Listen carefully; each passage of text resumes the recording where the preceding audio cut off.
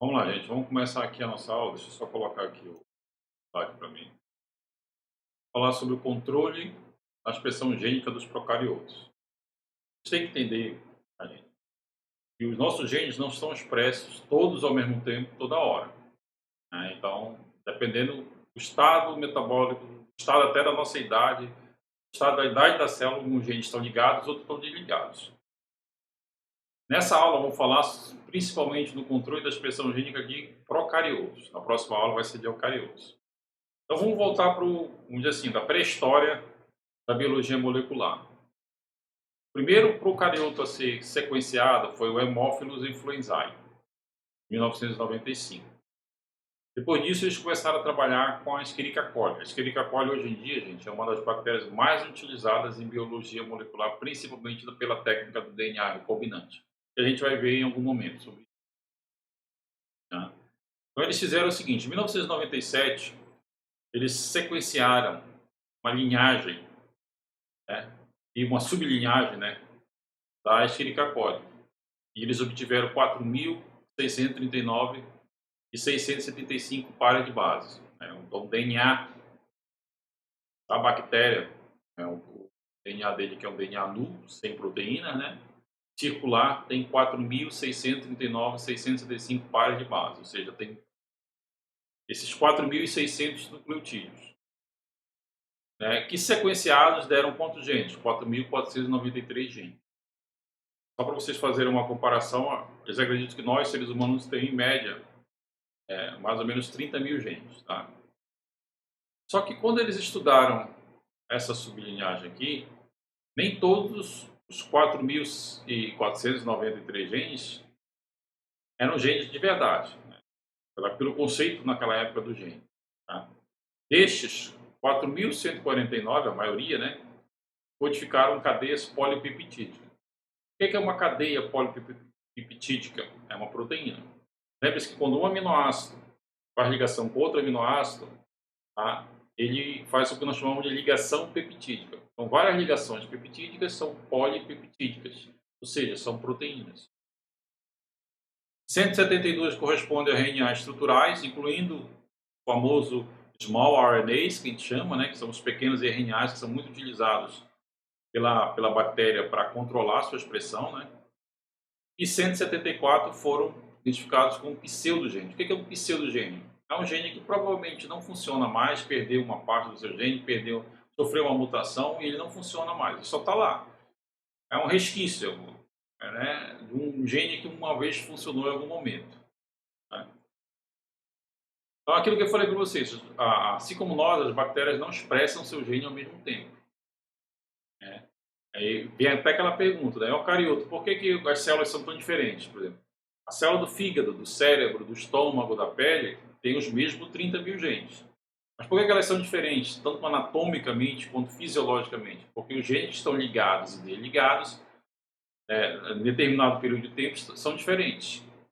Então, a bactéria, ao nível de metabolismo celular, ela pode ativar ou desligar um gene, né?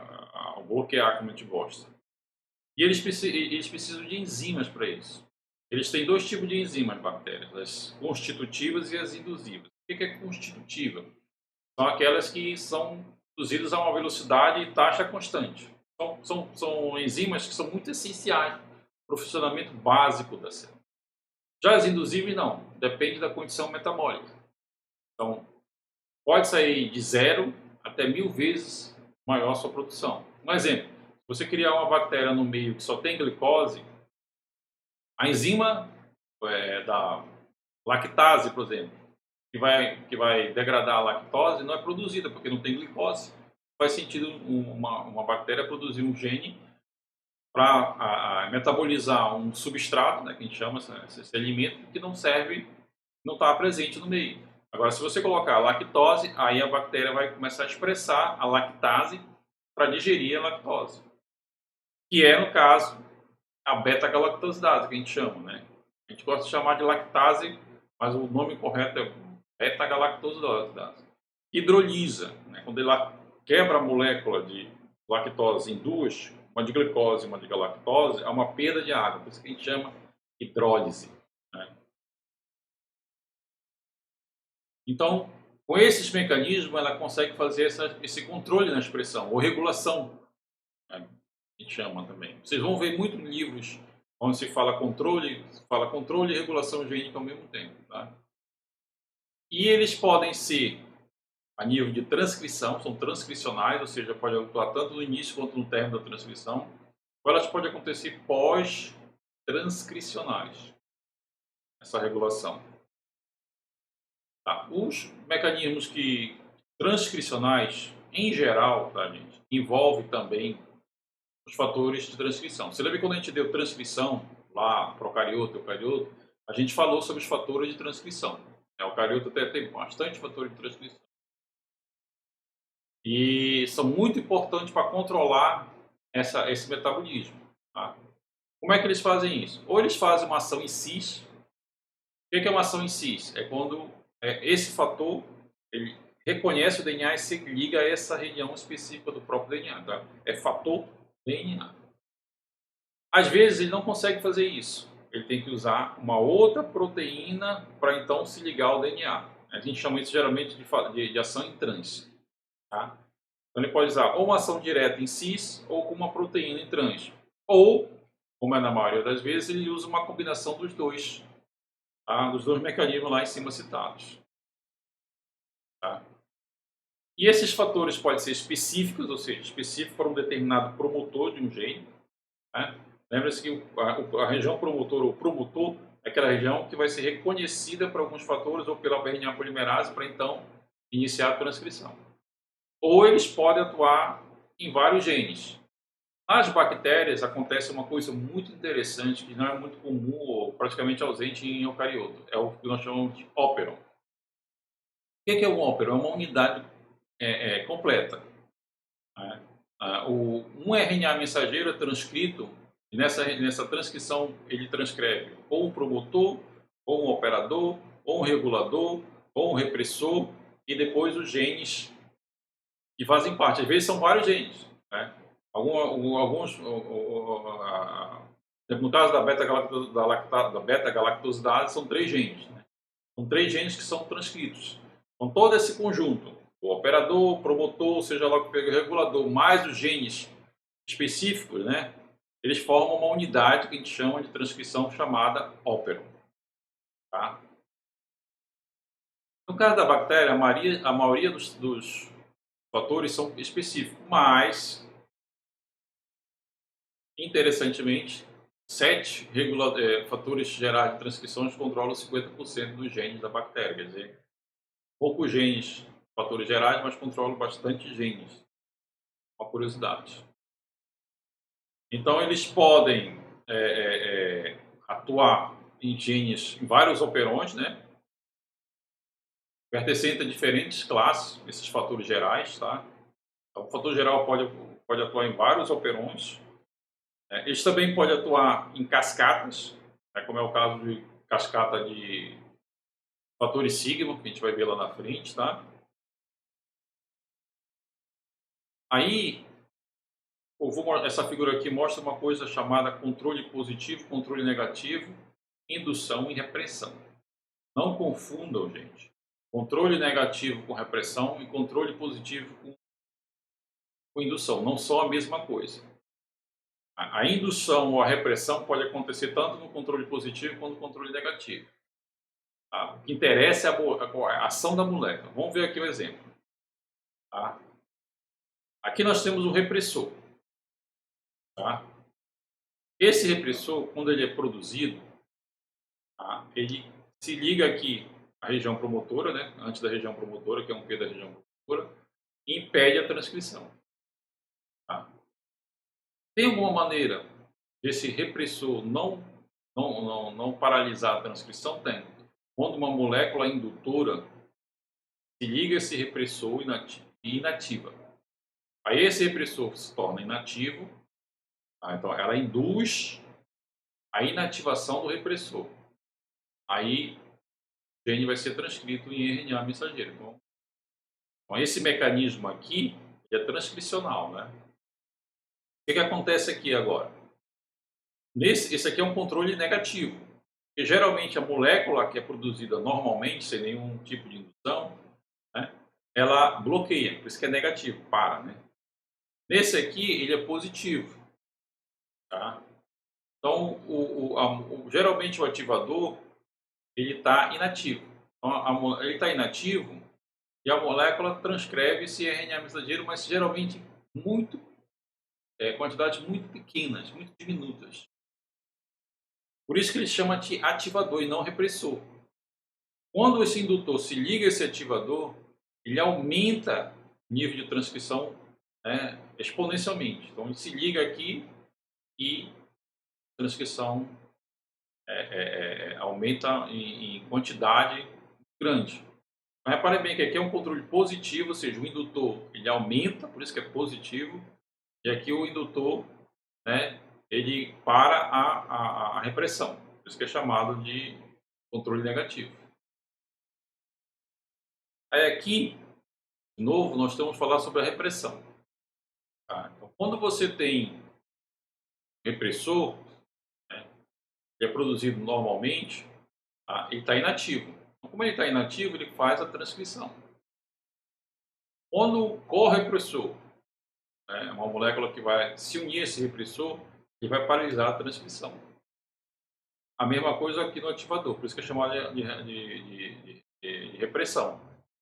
Né? Quando o ativador está ligado, está produzindo normal, ele está produzindo várias quantidades de RNA mensageiro, realizando a transcrição. Se por acaso um correpressor se ligar a esse ativador, ele se torna inativo. Aí a produção do RNA mensageiro diminui muito. Tá? Aí aqui, a gente, é um tipo de controle de expressão, nós chamamos de expressão em cascata. Isso aqui é a cascata de fatores sigma. Tá? O que acontece? São vários genes que estão um do lado do outro, né, em cascata, ou em regiões próximas. Então, por exemplo, a gente já sabe que a RNA polimerase, para ela se ligar a um gene, ela se liga, mas para ela realmente funcionar, ela precisa de um fator sigma, lá no núcleo do cerne da RNA polimerase. Quando esse fator de sigma se liga à RNA polimerase, ela é ativada e ocorre a transcrição. Mas o mais interessante é o seguinte, esse fator sigma, que a gente chama aqui de fator sigma A, ele induz a transcrição do outro gene, que é o sigma 28, chama de GP28. Esse sigma GP28, por sua vez, vai se unir a uma RNA polimerase e estimular a transcrição de outros dois fatores sigmas, 33 e 34. Então, aqui eu tenho um fator sigma, aqui eu tenho um segundo fator sigma. Aí, esses fatores sigmas 33 e 34, por sua vez, vão se unir, vão fazer par, vão se unir uma RNA polimerase para então produzir os genes que vêm a seguir. Então, repare bem que aí você tem 1, 2, 3, 4 fatores sigmas para então transcrever determinado gene. Por isso que chama-se cascata de fatores sigmas. Então, qualquer bloqueio em alguma dessas cascatas, em algum fator sigma dele, esse aqui, esses 4 fatores sigma, bloqueia toda a transcrição que tem a seguir. Agora falar sobre um óperon, o óperon da lactose. Ele é formado por um gene, a beta-galactosidase, são 3 genes na verdade, são a beta-galactosidase, a enzima propriamente dita, a permease e a transacetilase. Né? E eles são expressos como se fosse uma única unidade, né? Por isso que chama-se operon. Né? Aí ele fala assim, a lactose ela funciona como se fosse uma indução, né? A ligação do lactose repressor. Tá? Quando a lactose se liga a esse repressor, forma um complexo que não se liga mais ao DNA. Bora ver aqui como é que fica isso aqui. Então, o que acontece? Aqui você tem o LAC1, que é o repressor. Então, esse repressor aqui ele é transcrito, traduzido numa proteína, esse repressor se liga aqui a esse sítio aqui de ligação do promotor. Né? O promotor tem um sítio de ligação do repressor LAC, que está aqui. Né? Então, ele se ligou aqui. Tá? Só que, o que acontece? Como aqui não tem lactose, meio de cultura, a bactéria não está absorvendo lactose. Então parou tudo, não transcreve mais nada. Né? Quando a lactose entra no meio, a própria molécula de lactose ela é um indutor que vai inativar o repressor. Inativando o repressor, a RNA polimerase vai transcrever e os ribossomos vão produzir, né, junto com o RNA mensageiro, as proteínas beta-carotidase, permease e a transacetilase. Para bem que esse exemplo aqui é aquele primeiro exemplo que a gente viu, né, em que um repressor ele é inativado pelo indutor. Pode acontecer também uma coisa muito interessante que é o CAP. O CAP é uma proteína que ela estimula a produção. Quando ela liga aqui, ela aumenta a produção, dependendo da quantidade de lactose. Aqui essa figura é só para mostrar o pareamento, né? Se ocorre entre o sítio de operadores, entre moléculas como o CAP, por exemplo, que faz com DNA para estimular ou para bloquear algum gene. Aí vamos falar sobre o outro operon, o triptofano. Né? O triptofano é um aminoácido, tá, gente? E ele funciona como se fosse um regulador negativo, por repressão e por atenuação, ou seja, ele para ou ele diminui. Né? Essa expressão é inibida pela proteína repressora TRPE. Tá?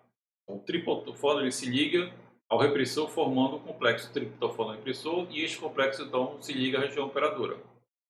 Essa região se sobrepõe à região operadora, portanto, há bloqueio da transcrição. Então é bem aqui, ó. Então, se ocorrer a transcrição do repressor inativo, ou seja, não tem nenhuma molécula aqui induzindo ele a se tornar ativo, né, ocorre a transcrições em níveis baixos. Isso ocorre quando o nível você tem níveis baixos de triptofano. Então, esse repressor está praticamente inativo, né? Então, você tem níveis baixos de enzimas para sintetizar o triptofano. Quando, por acaso, o nível de triptofano se torna alto, né, o próprio triptofano se liga ao repressor e faz ele com que ele fique inativo. Aí ele atenua os níveis de triptofano, atenuando a produção, diminuindo. Né, a palavra atenuar significa diminuir a transcrição de RNA mensageiro. Aí agora falar sobre o outro operon, o operon ARA. O operon ARA ele tem dois operadores, que é o ARA1 e o ARA2. Né? E também tem o ARA-I, que é o local de ligação da proteína reguladora ARA-C. O triptofano, ele se liga ao repressor, tá? Formando um complexo triptofano e este se liga à região operadora. Aí as transcrições do gênio ARA-BAD ocorre a partir de um produtor que se sobrepõe ao sítio ARA1. Isso quer dizer, geralmente o que acontece é isso aqui, ó. Isso aqui é o que geralmente acontece. Você tem ARA-C, tem ARA-O2, ARA-O1, né? E você tem a transcrição do RNA mensageiro e aqui você tem outra transcrição do outro RNA, o ARA-BAD. Tá? Agora, se o ARA-C for transcrito, ele é um repressor. Aí ele vai se ligar, esse dímero de ARA-C, vai se ligar a um complexo arabinose, que é ARA, né? E vai fechar o DNA. Fechando esse dímero aqui, fechando, não tem transcrição dos outros genes. Tá? Aí uma coisa interessante, né, que ocorre também no final da transcrição, tá? A gente falou muito de mecanismos que ocorrem quase no início ou no meio, esse aqui é bem final, né? Que é um controle realmente na finalização da transcrição. Eles podem acontecer por atenuação ou por antiterminador. Né? Aí ele fala assim, os mecanismos de atuação de transcrição regula a expressão de alguns genes pelo controle do alongamento da RNA polimerase. Dependendo, porque os genes eles têm um determinado tamanho. Se eles pararem antes de finalizar, aí o RNA mensageiro não vai conseguir traduzir numa proteína depois. Por exemplo, ele fala assim, olha, a transcrição do operon TRP pode não prosseguir até o sítio normal do término após o gene TRPA caso haja disponibilidade de triptofano, sendo interrompida antes pelo gene TRPR. Ele é um controlador, ele é um repressor, né? Então, o que acontece? Quando você tem nível altos de triptofano, né, aí o RNA mensageiro está correndo. Tá? Esse gene RPR aqui, ele é transcrito. Quando ele é transcrito, ele para, tem aqui a transcrição antes de ela terminar. Tá? Aí terminar a transcrição. Quando os níveis estão baixos, tá?